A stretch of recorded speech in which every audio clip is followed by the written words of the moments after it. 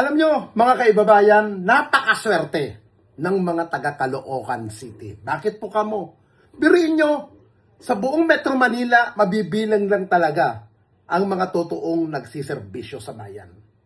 Na nakikita natin, ginagawa ni Manila Mayor Isko Moreno, at gumagawa din ng paraan si Caloocan City Mayor Along Malapitan, na kung saan ang serbisyo na dati tayong mga simpleng mamamayan ang pumupunta sa tanggapan ng gobyerno dyan sa mga munisipyo para mahingi natin at makuha natin ang kailangan natin na serbisyo ng lokal na pamahalaan. Pero dito sa Caloocan City, iba po ang diskarte nila.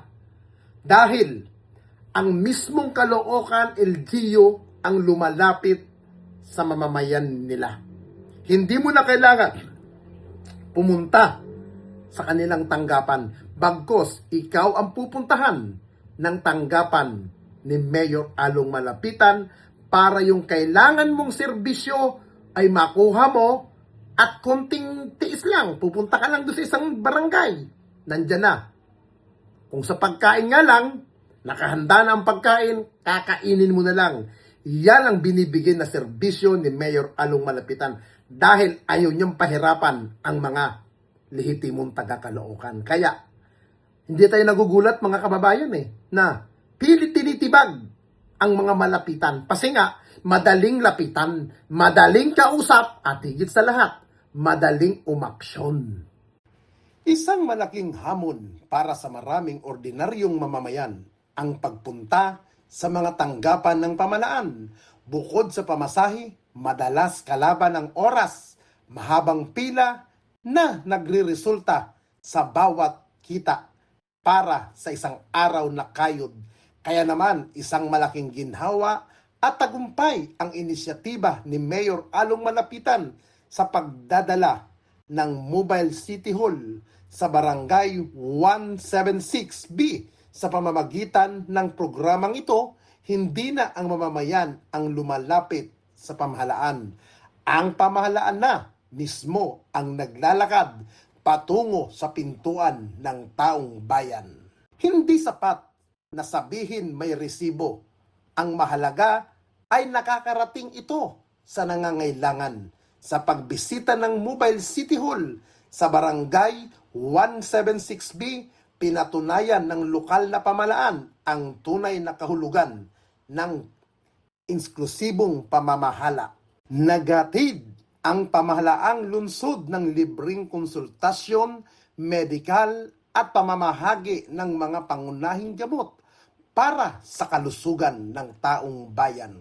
Kasabay nito ang one-site na progreso ng mga legal na dokumento tulad ng birth certificate, pati na rin ang mabilis na pag-issue ng mga ID para sa mga sektor ng mga senior citizen at person with disabilities o PWD.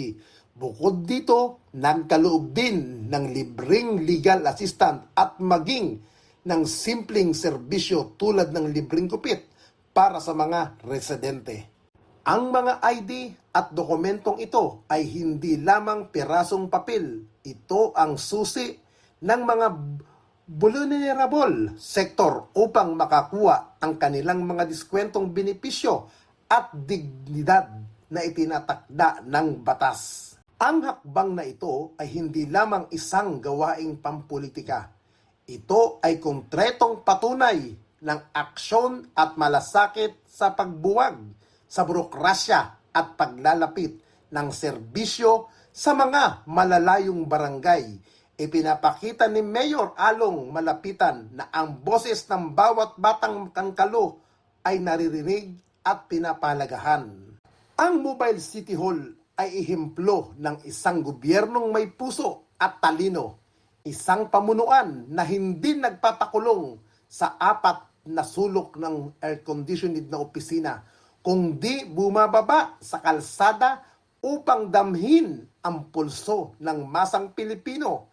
Sana ay magpatuloy at lalo pang malawak ang ganitong mga programa sa buong lungsod. Dahil dito, tunay nararamdaman ng mamamayan na sila ay may kalinga at pamamahalaan.